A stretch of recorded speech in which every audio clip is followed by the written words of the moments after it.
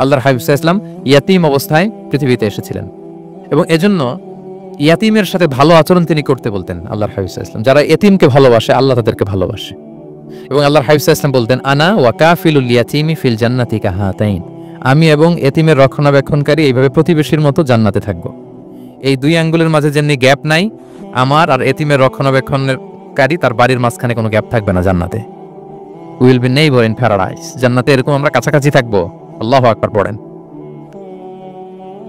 তাহলে এতিমের রক্ষণাবেক্ষণকারীকে আল্লাহ তাআলা ভালোবাসেন। যারা এতিমকে পছন্দ করে না, এতিমকে তাড়িয়ে দেয়, তাদেরকে আল্লাহ পছন্দ করেন। আল্লাহ তাআলা বলেন, আরাআইতাল্লাযী ইউকাযযিবু বিদ্দীন ফাযালিকাল্লাযী ইয়াদউল ইয়াতীম, যারা আখিরাতকে অবিশ্বাস করে তারাই এতিমকে ঘাড় ধাক্কা দিয়ে তাড়িয়ে দেয়। কোনো বিশ্বাসী কখনো এতিমের সাথে খারাপ আচরণ করে না। আপনাদের যাদের মন শক্ত, অনেকের চোখ দিয়ে পানি নামে না। আমার এক আত্মীয় আছে খুব আল্লাহওয়ালা, আমার জীবনে এত আল্লাহওয়ালা আমি দেখি নাই, কিন্তু ওনার চোখ দিয়ে পানি নামে না। বারবার এসে আমারে বলে যে, মিজান কি করবো বলো, তুই একটু মুনাজাত ধর। আমার মনে আছে আমি ওনাকে নিয়ে মুনাজাত ধরতাম, তো ওনার কান্না আসে না চোখ দিয়ে। এত আল্লাহওয়ালা, খুব ভালো মানুষ, কিন্তু চোখ দিয়ে পানি নামে না। এটা অনেকের হয়, নানা কারণে হয়। তো আল্লাহর হাবিব সাল্লাল্লাহু আলাইহি ওয়াসাল্লাম বলেছেন, কারো যদি চোখ দিয়ে পানি না নামে বা হৃদয় নরম না হয়, তারা যেন এতিমের মাথায় হাত বুলিয়ে দেয়। এক সাহাবী এসে বলেন, ইয়া রাসূলুল্লাহ, আমার হৃদয়টা বড় শক্ত, হৃদয় নরম হয় না। রাসূল সাল্লাল্লাহু আলাইহি ওয়াসাল্লাম বললেন, তাই? আচ্ছা, আতুহিব্বু আন ইয়ালিনা কলবুক, তুমি কি চাও তোমার হৃদয় নরম হোক, ওয়া তুদরাকা হাজাতুক, এবং তোমার আশা পূরণ হোক? তিনি বললেন, হ্যাঁ। তো রাসূল সাল্লাল্লাহু আলাইহি ওয়াসাল্লাম বললেন, ইরহামিল ইয়াতীম, এতিমের উপর রহম করো। ওয়ামসা আলা রাসি, এতিমের মাথায় হাত বুলিয়ে দাও। ওয়া আতইমহু মিন তুআমিক, তোমার খাবার এতিমকে খাওয়াও। তালিনু কলবুক, তোমার অন্তর নরম হবে। তুদরাকা হাজাতুক, তোমার ইচ্ছা পূরণ হবে। তাহলে হৃদয় যদি শক্ত থাকে, কার মাথায় হাত বুলাবেন? বুলাইছেন কখনো? হ্যাঁ, বুলিয়েছেন? খুঁজে খুঁজে হাত বুলাবেন। বাংলাদেশে তো অনেক অরফেনেজ আছে, অনাথ আশ্রম, ওখানে যাবেন। সুযোগ হলে একদিন যে একটু লাঞ্চ করলেন ওদের সাথে বসে, ডিনার করলেন, একসাথে খেলেন, ওদের মাথায় হাত বুলিয়ে দিলেন, সাধ্যমতো কিছু উপহার হাতে তুলে দিলেন, আপনার ইচ্ছা পূরণ হবে আর আপনার হৃদয় নরম হবে ইনশাআল্লাহ। আর এতিমকে আদর করা মানে নবী সাল্লাল্লাহু আলাইহি ওয়াসাল্লামের প্রতি ভালোবাসা দেখানো, কারণ আমার নবী এতিম হয়ে বড় হয়েছেন। এতিমের প্রতি ভালোবাসা প্রকারান্তরে নবী সাল্লাল্লাহু আলাইহি ওয়াসাল্লামের প্রতি ভালোবাসা দেখানো হয়, কারণ আমার নবী এতিম হয়ে বড় হয়েছেন। সুবহানাল্লাহ। কিন্তু তার বিপরীতে আমরা সমাজে কি দেখি? এতিমের মাথায় হাত বুলানো তো দূরের কথা, এতিমের সম্পদও খেয়ে ফেলে অনেকে। হ্যাঁ, এরকম আছে না? এতিমের সম্পদ দেদারসে গিলতেছে। কি যে আমাদের চিন্তাধারা! দেখবেন যে লোকটা এতিমের সম্পদ গিলে, ওরা রোজা অবস্থায় এক ঢোক পানি গিলাতে পারবেন কিনা দেখেন। যে বলেন একটু পানি খান, তো খাবে না কেন? হারাম। তো ওই হারাম কিন্তু গিলতেছে ইচ্ছা মতো। রোজা অবস্থায় এক ফোঁটা আপনি পানি গিলাতে পারবেন না, এরে কেন? হারাম। কিন্তু ওইদিকে ভাতিজার সম্পদ গিলতেছে দেদারসে। আল্লাহ বলেন, এটা ভাতিজার সম্পদ না, এটা তুমি জাহান্নামের আগুন পেটে ঢুকাচ্ছ। জাহান্নামের আগুন। ইন্নাল্লাযীনা ইয়াকুলুনা আমওয়ালাল ইয়াতামা যুলমান ইন্নামা ইয়াকুলুনা ফি বুতুনিহিম নারা ওয়া সায়াসলাউনা সাঈরা। যারা এতিমের সম্পদ খায়, এটা সম্পদ না, এটা জাহান্নামের আগুন তুমি পেটে ঢুকাচ্ছ। সো এতিমের প্রতি যেন আমরা নমনীয় হই, তাদের মাথায় হাত বুলাই, তাদের জন্য খরচ করি, তাদের প্রতি যেন আমরা দয়াদ্র হই, কারণ আমার নবী এতিম অবস্থায় বড় হয়েছেন। তাহলে নবী সাল্লাল্লাহু আলাইহি ওয়াসাল্লামকে এটা স্মরণ করে দিলেন, নবী আপনি তো এতিম ছিলেন, আমি তো আপনাকে রক্ষণাবেক্ষণের ব্যবস্থা করছি। আর কি করেছি? ওয়াজাদাকা দাল্লান ফাহাদা, নবী আপনাকে আমি এমন অবস্থায় পেয়েছি, আপনি পথ খুঁজতেছিলেন, আমি আপনাকে পথ দেখিয়েছি। You are searching the right path and I guided you to the right sense of direction. আপনি পথ খুঁজতেছিলেন, আমি পথ দেখাইছি। এখানে দল্লানের অর্থ পথভ্রষ্ট করা যাবে না। ওয়াজাদাকা দাল্লান, হে নবী আপনাকে আমি পথভ্রষ্ট পেয়েছি, পরে পথ দেখাইছি, এরকম বলা যাবে না। এটা আল্লাহর হাবিব সাল্লাল্লাহু আলাইহি ওয়াসাল্লামের ক্ষেত্রে প্রযোজ্য নয়। অনেক বাংলা তাফসীর অর্থে আমি দেখেছি পথ হারা, নবী আপনাকে আমি পথ হারা পেয়েছি, পথ দেখেছি। এটাও খুব একটা সুন্দর না। সবচেয়ে সুন্দর হচ্ছে নবী আপনি পথ খুঁজতেছিলেন, সত্যের অনুসন্ধানী ছিলেন। অনেক সময় দেখবেন অনেক পথিক যেতে যেতে এমন এক জায়গায় যায়, দেখে 3 রাস্তা কিন্তু কোনো সাইনবোর্ড নাই। পুরাতন রাস্তাগুলোতে এরকম অনেক সময় হতো না আমাদের, 3 দিকে রাস্তা, কোনো সাইনবোর্ড নেই, যাবো কই? এইটা বুঝালেন যে নবী আপনি পথ খুঁজতেছিলেন, আমি আপনাকে দেখিয়েছি, হে নবী এটাই সিরাতুল মুস্তাকিমের পথ। ওয়াজাদাকা দাল্লান ফাহাদা, আপনি পথ খুঁজতেছিলেন, আমি আপনাকে পথ দেখিয়েছি। তো ছোটবেলায় সাথে ছিলাম, পথ খুঁজতেছিলেন, পথ দেখালাম, আমি আপনার ভুললাম কোথায়? কাফিরদের কথায় মন খারাপ করেন কেন যে তারা বলে আমি আপনাকে ভুলেছি, ছেড়েছি? নো, নেভার এভার, আমি আপনার সাথেই আছি। তারপর আল্লাহ তাআলা বললেন, ওয়াজাদাকা আইলান ফাআগনা, তিনি আপনাকে রিক্ত হস্ত, নিঃস্ব পেয়েছেন, সম্পদহীন অবস্থায় পেয়েছেন, পরে সম্পদশালী করেছেন। সুবহানাল্লাহ। আল্লাহর হাবিব সাল্লাল্লাহু আলাইহি ওয়াসাল্লাম শুরুতে সম্পদের অত যোগান ছিল না, পরে খাদিজা রাদিয়াল্লাহু তাআলা আনহার সাথে যখন বিয়ে হলো, আল্লাহ তাআলা সম্পদের কষ্ট দূর করলেন, কারণ খাদিজা রাদিয়াল্লাহু তাআলা আনহা অনেক বড় ব্যবসায়ী ছিলেন, বিয়ের আগে পার্টনারশিপে বিজনেস ছিল রাসূল সাল্লাল্লাহু আলাইহি ওয়াসাল্লামের সাথে। আল্লাহর হাবিব সাল্লাল্লাহু আলাইহি ওয়াসাল্লাম শ্রম দিয়েছেন, খাদিজা রাদিয়াল্লাহু তাআলা আনহার ইনভেস্টমেন্ট ছিল। তো ওই শ্রমে খাদিজা রাদিয়াল্লাহু তাআলা আনহার এক বান্ধবী তিনি এমন প্রশংসা করলেন এসে আল্লাহর হাবিব সাল্লাল্লাহু আলাইহি ওয়াসাল্লামের ব্যাপারে যে এমন লোক আমি দেখি নাই, ওনার কথা বার্তা চলন কথন ডিলিং সব আলাদা, পুরো কাফেলার মধ্যে উনি একরকম, পুরো কাফেলা আরেক রকম। এই কথা শুনে তো খাদিজা রাদিয়াল্লাহু তাআলা আনহা আকৃষ্ট হলেন যে এরকম একজন সৎ লোকই তো আমার চাই। প্রস্তাব দেয়া হলো, চাচাদের কাছে বিয়ে হয়ে গেল।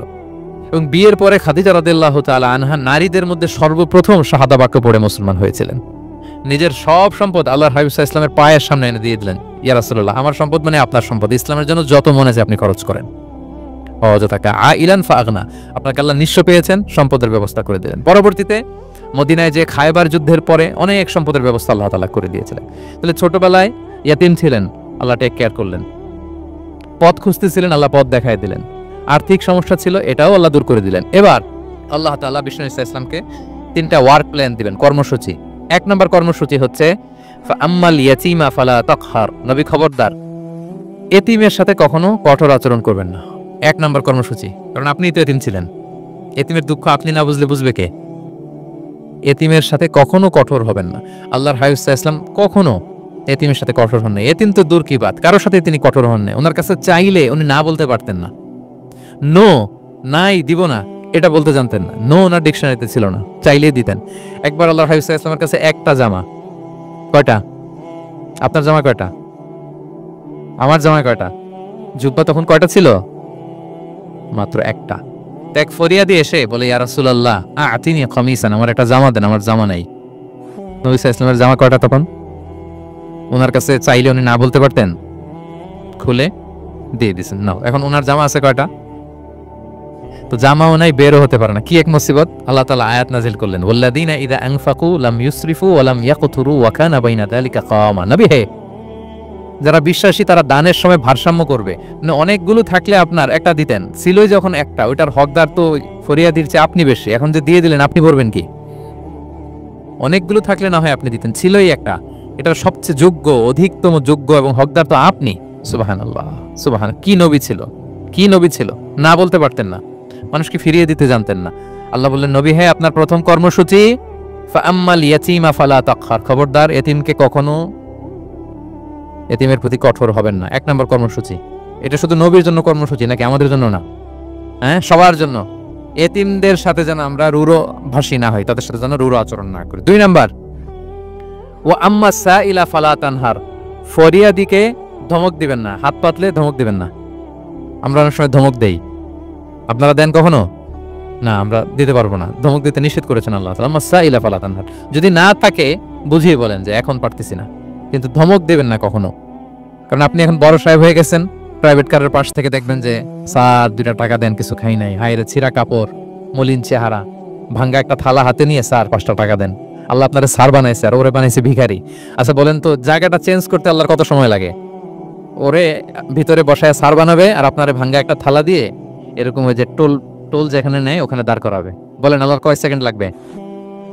লাগবে 1 সেকেন্ডও লাগে না।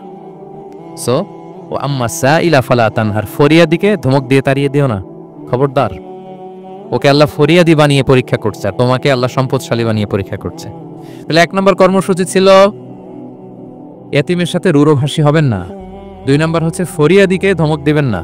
3 নম্বর ওয়া আম্মা বিনিআমাতি রাব্বিকা ফাহাদ্দিস, আল্লাহ তাআলা আপনাকে যে নেয়ামত দিয়েছে এই নেয়ামতের আপনি কি করেন? বর্ণনা করেন। ওয়া আম্মা বিনিআমাতি রাব্বিকা ফাহাদ্দিস, আল্লাহ নেয়ামতের বর্ণনা করেন, শুকরিয়া করেন। কারণ আল্লাহ তাআলা আমাদের অনেককে ইয়াতিম বানায় নাই, আমাদেরকে ফরিয়াদি বানায় নাই। আমরা অনেকেই আছি, আমরা এখনো ইয়াতিম না, আমার আব্বা আম্মা এখনো বেঁচে আছেন, আমাদের অনেকের আব্বা আম্মা বেঁচে আছেন। ইয়াতিম মূলত ছোট অবস্থায় যদি বাবা মারা যায় তাকে আরবিতে ইয়াতিম বলে। মান মাতা আবুহু ওয়া হুয়া সগীর, কেউ ছোট, তার বাবা মারা গেছে, তাকে শরীয়তের পরিভাষায় কি বলে? ইয়াতিম। আমরা অনেকেই তো ইয়াতিম না, আমরা অনেকেই তো অন্যের কাছে হাত পাতা লাগে না। তো আমরা ভালো আছি না? আমাদের দেখবেন যে প্রায় হিসাবটা হচ্ছে আমার কি নাই। আমাদের হিসাবটা কি নাই, কি যে আছে এটার হিসাব করে কুলানো যাবে না, ঠিক কিনা বলেন? ঠিক যেই মুহূর্তে এখানে বসে আমরা এই চমৎকার ইফতারি নিয়ে বসে আছি, ঠিক একই মুহূর্তে দেখবেন যে হসপিটালের আইসিইউতে শুয়ে শুয়ে কাতরাচ্ছে অনেকে। ঠিক এই মুহূর্তে কিডনি ডায়ালিসিস চলতেছে, দেখছেন? কিডনি পেশেন্ট এদিকে ছিদ্র করে ব্লাড সব বের হয়ে রিফাইনিং হয়ে আরেক দিক দিয়ে ঢুকে। ওর চিৎকার শুনলে, বার্ন ইউনিটে গেছেন কখনো? আগুনে পোড়া রোগী, আপনার তো অনেক কিছু নাই, আমার এটা নাই ওইটা নাই, আল্লাহ এটা দিল না, এটা নিয়ে আসেন। আপনি বার্ন ইউনিটে একদিন যায়েন, তাহলে বুঝবেন যে আল্লাহ আপনারে কত শান্তিতে রেখেছে। না খেয়ে কয় রাত কাটিয়েছি আমরা বলেন তো? কত লোক বাড়ি ভাড়া পরিশোধ করতে পারে না, ঋণের বোঝায় জর্জরিত, দুরারোগ্য ব্যাধিতে আক্রান্ত, ক্যান্সারের লাস্ট স্টেজে। তাদের সাথে একটু দেখা করেন, ফোর্থ স্টেজে চলে আসছে ক্যান্সার পেশেন্ট। তার চেহারা, তার খাবার, তার চলাফেরা, কিভাবে তার প্রতিটা সেকেন্ড কাটে, একটু দেখে আসবেন, তাহলে বুঝবেন যে কত আল্লাহর দেয়া নেয়ামতের সাগরে হাবুডুবু খাই আমরা। এজন্য আল্লাহ বলেছেন ৩ নম্বর কর্মসূচি হচ্ছে ওয়া আম্মা বিনি'মাতি রাব্বিকা ফাহাদ্দিস, আল্লাহর নেয়ামতের শুকরগুজার হও। আল্লাহ যে নেয়ামত দিয়েছে, এই নেয়ামত তুমি বর্ণনা করো। অনেকে আছে আল্লাহ নেয়ামত দিলে ওটা প্রকাশ করতে চায় না, এটা আল্লাহ পছন্দ করে না। মানে আপনি যদি অনেক সম্পদশালী হন, আপনি সুন্দর পরিচ্ছন্ন জামা পরবেন, মানুষকে দান করবেন, আপনার বাড়ি ঘর সুন্দর হবে, এটা নিষেধ নয়, এটা ভালো। আপনি আল্লাহর দেয়া নেয়ামত ব্যবহার করতে পারবেন এবং বলতেও পারবেন, কিন্তু শুকরান লা ফখরান, শুকরিয়া স্বরূপ বলবেন, ফখর করে অহংকার করে না। বলতে পারেন আলহামদুলিল্লাহ, আল্লাহ তাআলা আমাকে 4টা ছেলে দান করেছে, 4 জন হাফেজ, আল্লাহ তাআলা আমাকে থাকার মতো একটা ঘর দিয়েছে, একটা বাড়ি দিয়েছে, একটা গাড়ি দিয়েছে, সম্মান নিয়ে সমাজে চলার মতো আল্লাহ তাআলা আমাকে দিয়েছেন। এটা যদি আপনি শুকরিয়া স্বরূপ বলেন, এটাতে সমস্যা নেই। কিন্তু অহংকার নিয়ে বলা যাবে না। ইন্নাল্লাহা ইউহিব্বু আইয়ারা আসারা নি'মাতিহি আলা আবদিহি, আল্লাহ তাআলা যে নেয়ামত তার বান্দাকে দিল, ওইটার একটা নমুনা দেখতে আল্লাহ পছন্দ করে। আল্লাহ বানাইছে আপনার বিলিয়নিয়ার, আপনি হচ্ছেন ছেঁড়া পরা জামা পরে চলেন, হবে? বানাইছে আল্লাহ তাআলা আপনাকে অনেক সম্পদশালী, আপনার চলা ফেরা কোনো রুচিই নাই, এটা হইলো না। আল্লাহ চায় যে তোমার যে নেয়ামত দিছে এটার একটা নমুনা তোমার মধ্যে থাক, এটাও শুকরগুজার হওয়ার একটা আলামত। তাহলে 3 নম্বর কর্মসূচি কি? ওয়া আম্মা বিনি'মাতি রাব্বিকা ফাহাদ্দিস, আল্লাহর নেয়ামতের শুকরগুজার হও, আল্লাহ তাআলা যে নেয়ামত দিয়েছে সেটা বর্ণনা করো।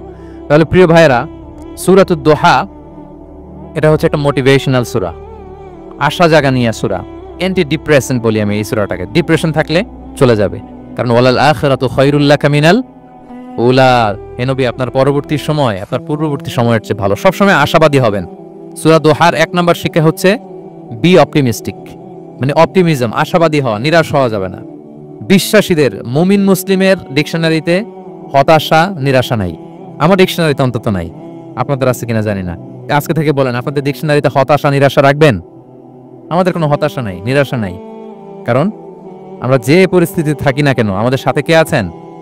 লা তাহজান ইন্নাল্লাহা মা'ানা, চিন্তিত হয়ো না, আল্লাহ আমার সাথে আছেন।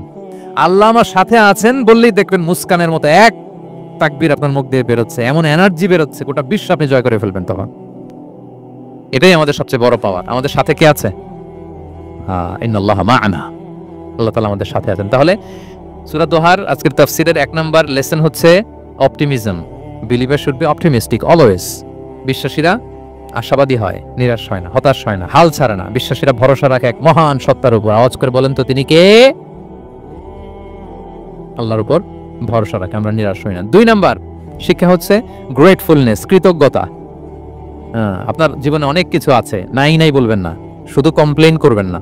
অনেকে দেখবেন শুধু অভিযোগ, এটা নাই ওইটা নাই, এই পাইলাম না, ওর আছে এটা, ওর, আমার সাথে কেন এমন হয়, আমার সাথে শুধু আমার সমস্যা। এগুলো যারা বলে তাদেরকে আল্লাহ নেয়ামত আরো ছিনিয়ে নেয়।